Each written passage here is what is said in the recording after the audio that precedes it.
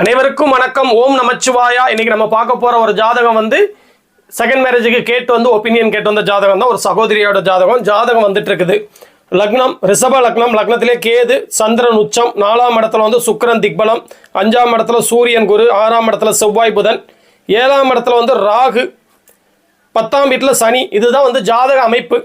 இந்த ஜாதகத்தில் பார்த்தீங்கன்னா டைவர்ஸ் ஆயிருக்கு. எதனால பாருங்க, 7ஆம் இடத்துல வந்து ராகு சனியோட பார்வை, 7ஆம் இடத்துல ராகு சனி பார்வை, 7ஆம் அதிபதி 6ஆம் இடத்துல மறைஞ்சி புதனோட 1 டிகிரி நெருங்கி இருக்காரு. புதன் வந்து அவருக்கு சுத்தமாக பிடிக்காது. அவர் எரிச்சல் மனநிலைமையில தான் இருப்பார். இந்த காரணத்துக்காண்டி முதல் மேரேஜ் வந்து நிலைக்கல. அதே நேரத்தில் 11ஆம் இடத்தை குரு 11ஆம் அதிபதியாகியே ஸ்ட்ராங்காக பார்க்கறதுனால கட்டாயம் செகண்ட் மேரேஜ் லைஃப்லாம் நல்லா தான் இருக்கும். இவங்களுக்கு பார்த்தீங்கன்னா குரு திசை ஆரம்பித்த உடனே அட்டமாதிபதிங்கிற முறையில் அவர் வந்து கண்டிப்பாக வந்து குடும்பத்தை வந்து பிரிச்சிட்டார். அதாவது வந்து கணவர் 7ஆம் இடம் தானே வீக்கு, 7ஆம் இடம் வீக்கான காரணத்தினால கணவரை வந்து அவர் பிரிச்சுட்டார். அட்டமாதிபதிங்கிறவர் வந்து அட்டமஸ்தானத்தில் அவர் வந்து கடுமையான மன உளைச்சலை கடன் ரீதியாவோ பொருளாதார ரீதியாவோ உடல் ரீதியாவோ ஏதாவது ஒரு பாதிப்புகளை கொடுக்கணுங்கிறதுல வந்து கணவரை பிரித்து இவங்களை வந்து கஷ்டப்படுத்திட்டாரு.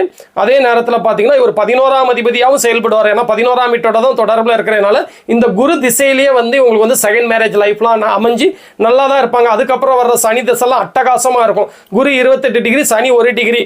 குருவோட 5ஆம் பார்வை அவருக்கு உலாத மாதிரி இருந்தால் கூட கிட்டத்தட்ட 3 டிகிரி வந்து பார்வை இருக்குது. சுக்கிரனோட பார்வையும் இருக்கிறதுனால இவங்க லக்னத்துக்கு ராஜ யோகாதிபதியாக ராசி லக்னத்துக்கு இருக்கிறதுனால கண்டிப்பாக அட்டகாசமாக சனி திசை இருக்கும்.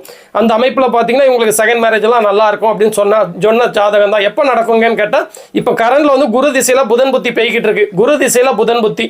குரு வந்து பார்த்தீங்கன்னா 8ஆம் அதிபதி, புதன் 6ஆம் வீட்டில் உட்காந்துருக்காரு. இந்த 6-8 காம்பினேஷன் எப்போம்லாம் வருதோ அப்போம்லாம் சில துன்பமான நிகழ்வுகள் வரதான் செய்யும். இந்த 6-8 காம்பினேஷன்னால இப்போ வந்து கடுமையான ஸ்ட்ரெஸ்ஸில் இருக்காங்க. வேலையிலேயும் ஒரு நல்ல முன்னேற்றம் இல்லைங்க, நான் படுற கஷ்டத்துக்குலாம் வந்து எந்த ஒரு விடிவு காலமும் இல்லையா அப்படிங்கிற மாதிரி கேட்டுட்டு இருந்தாங்க.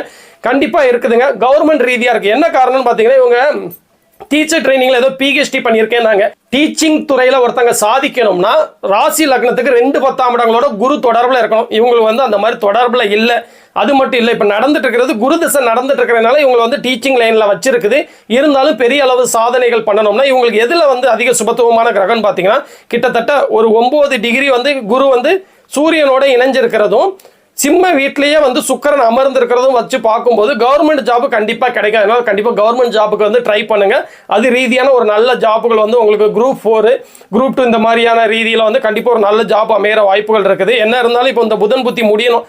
இந்த வருஷம் ஒரு 6ஆவது மாதத்துக்கு அப்புறம் வந்து 2025 6ஆவது மாதத்துக்கு அப்புறம் புதன் புத்தி முடிஞ்சதுக்கு அப்புறம் வர்ற கேது புத்தி வந்து குருவுடைய தொடர்பில் இருக்கிறதுனால குருவோட பார்வையில் இருக்கிறதுனாலையும் தசாநாதனுக்கு பாக்கியஸ்தானம் 9ஆம் இடத்துல உட்கார்ந்து இருக்கிறதுனாலையும் கேது வந்து சேஞ்சஸை கொடுக்கக்கூடிய கிரகங்கிற அமைப்பில் வந்து ஒரு நல்ல சேஞ்சஸை கொடுக்கும். நல்ல லைஃப் வந்து கொடுக்கதாங்க செய்யும். நல்லா இருப்பீங்க. அதுக்கப்புறம் வர்ற சுக்கிர புத்தியில் வந்து கொஞ்சம் கவனமாக தான் இருக்கணும். எப்படின்னு பார்த்தீங்கன்னா 8ஆம் அதிபதி திசையில் 6ஆம் அதிபதி புத்தின்னு வந்துடும். இது நெகட்டிவாக இருந்ததுன்னா நல்லா இருக்காது. இங்கே குருவும் பெரிய பாதிக்கப்படலை, சுக்கிரனும் வந்து பெருசாக பாதிக்கப்படலை. சனியோடைய பார்வை இருக்கிற மாதிரி இருந்தால் கூட சுக்கிரன் 24 டிகிரி, சனி 1 டிகிரி. சனியோட பார்வையில் எந்த விதத்துலையும் வந்து சுக்கிரன் பாதிப்படையாமல் இருக்காருங்கிறது தெரிஞ்சுக்கோங்க. 4ஆம் வீட்டில் வந்து திக்பலமாகவும் இருக்கிறாரு. லக்னத்துக்கு குரு பார்வை இருக்கிறது, ராசிக்கு குரு பார்வை இருக்கிறது, லக்னாதிபதி ராசி அதிபதி 4ஆம் வீட்டில் திக்பலமாக இருக்கிறது. இதெல்லாம் வந்து ஒரு பாதுகாப்பு அமைப்பு. 11ஆம் இடத்து ரீதியான நல்ல பலன்களை தான் குரு கண்டிப்பாக கொடுப்பாரு. மேரேஜ் வந்து ஃபெயிலியர் ஆனதுனால செகண்ட் மேரேஜ் அமைஞ்சு கண்டிப்பாக நல்லா இருப்பீங்க அப்படின்னு சொல்லி நான் அனுப்பி வச்ச ஒரு ஜாதகம். இதே மாதிரி இன்னொரு நாள் ஒரு நல்ல ஜாதகத்தோடு வந்து நான் உங்களை மீட் பண்ணுறேங்க. ஓம் நமச்சிவாயா.